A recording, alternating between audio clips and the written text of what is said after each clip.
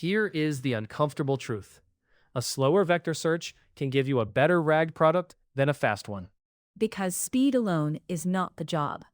The job is getting the right chunks back fast enough, under real load, with filters, changing data, and users waiting. So when programmers say, "Why is my retrieval slow?" the answer is not just too many vectors. Right. Latency usually comes from four things: how many candidates you compare, what index you use, how big each vector is, and what extra conditions you force the search to respect. And if you get that wrong, your RAG stack loses twice. It gets slower, and the model answers from worse context.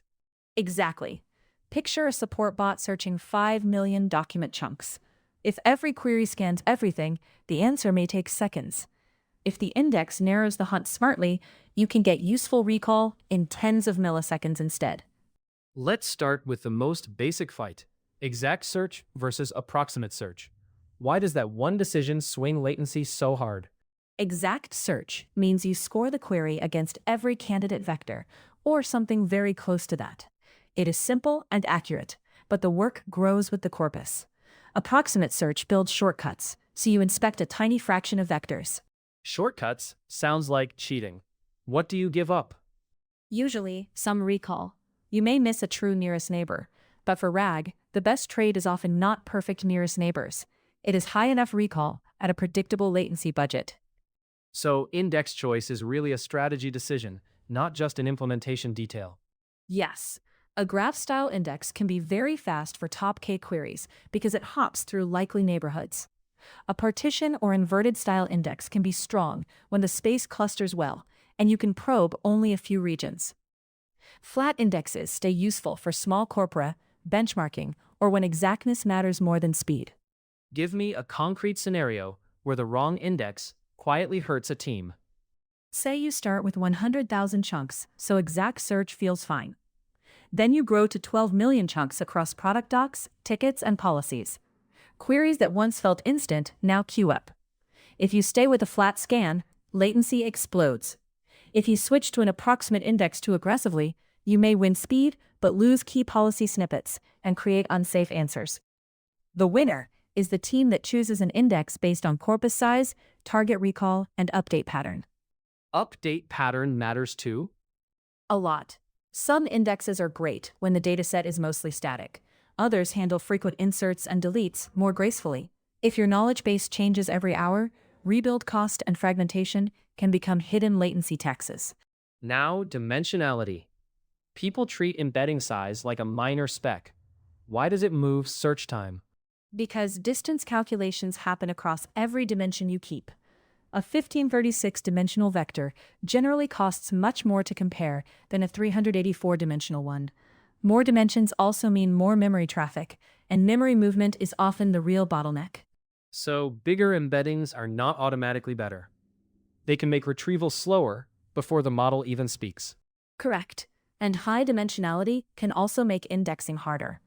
Neighborhoods become less intuitive, so approximate methods may need more probing to keep recall up. That means more work per query. Give me a practical example there. A team swaps from a compact embedding model to a much larger vector without changing anything else. Their top case search slows, memory use jumps, and they suddenly need broader index probes to maintain the same relevance. The result is slower retrieval and no visible answer quality gain. They paid latency for dimensions they did not need. Now let's talk filters, because this is where people get blindsided. Why do metadata filters wreck latency? Because filters change the candidate set in messy ways. A simple vector search might ask, what is closest overall? Add filters like tenant equals A, region equals EU, document type equals contract, and date after January, and now the engine must find nearest neighbors inside a constrained subset. Depending on how the filter is applied, that can cut work or create a lot more of it. That sounds backwards. Shouldn't fewer documents mean faster? Only if the system can use the filter early. If it first finds vector neighbors globally and then throws most of them away, it has to keep searching for replacements. Selective filters can force repeated probing. Low selectivity filters can be cheap. High selectivity filters can turn a fast query into a scavenger hunt. So, a multi-tenant RAG app is living on a knife edge. Exactly. Imagine legal search for hundreds of clients. If each query must stay within one client, one language, one matter type, and one retention window, the wrong filtering strategy can make latency wildly inconsistent. One user gets answers in 50 milliseconds. Another waits 800 because the engine has to dig much deeper to satisfy both similarity and filter rules. This is where product stakes show up. Slow retrieval is not just a technical annoyance. It changes what users trust. Yes, in RAG, latency shapes behavior.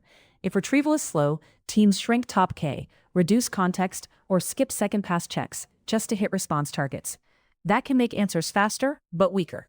So, if I want a clean mental model, what should I ask when vector search feels slow?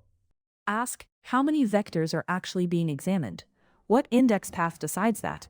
How expensive is each distance computation? And do my filters reduce work early or late?